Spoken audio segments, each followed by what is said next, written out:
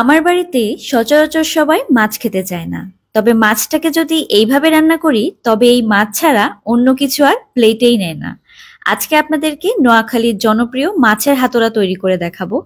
এই রান্নাটা আপনারা যে কোনো মাছ দিয়ে করতে পারবেন, তবে আমাদের বাড়িতে পাঙ্গাস মাছ দিয়ে এই রান্নাটা বেশি পছন্দ করে। অনেকেই আছে পাঙ্গাস মাছ কিভাবে রান্না করেন বুঝতে পারেন না, তবে আমার এই রেসিপিতে পাঙ্গাস মাছ রান্না করলে পাঙ্গাস মাছ যারা খায় না তারাও খাবে। এই জন্য শুরুতে আমি এখানে তেল নিয়ে সেখানে বেশ খানিকটা পেঁয়াজ কুচি দিয়ে দিয়েছি। হালকা একটু নরম হয়ে আসলে পাটায় বাটা শুকনা মরিচ আর রসুন নিয়ে নিচ্ছি। আর এই মশলাগুলো কিন্তু পাটায় বেটে নিতে হবে, তাহলে স্বাদটা বেশ ভালো পাওয়া যাবে। এবার এই রসুন আর মরিচটাকে খুব সুন্দর করে পেঁয়াজের সাথে মিশিয়ে নিতে হবে।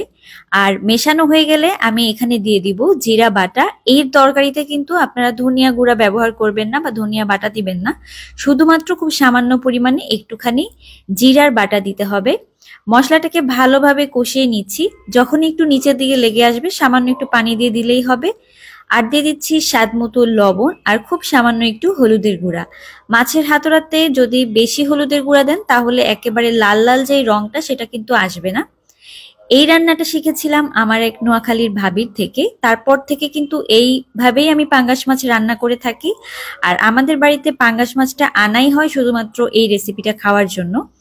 এখন আমি মাছটাকে দিয়ে দিচ্ছি। আর এখানে পাঙ্গাস মাছ দেখতে পাচ্ছেন একেবারে ছোট ছোট করে কেটে নিয়েছি।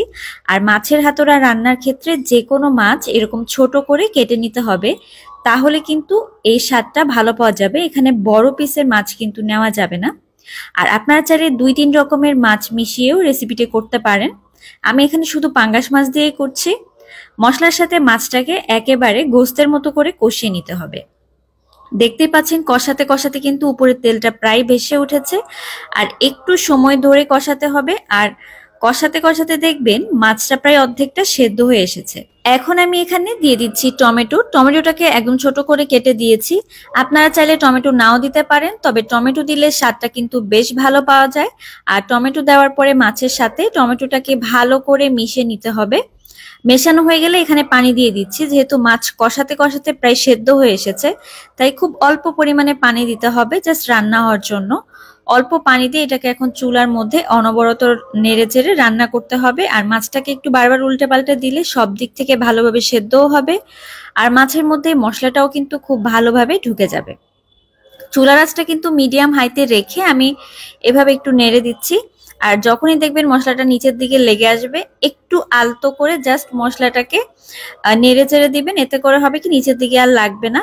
দেখতেই পাচ্ছেন তেলটা প্রায় উপরে ভেসে উঠেছে। আর আমার নোয়াখালীর জনপ্রিয় মাছের হাতোড়া কিন্তু একেবারে রেডি। আশা করি রেসিপিটি আপনাদের অনেক ভালো লেগেছে। আল্লাহ হাফেজ।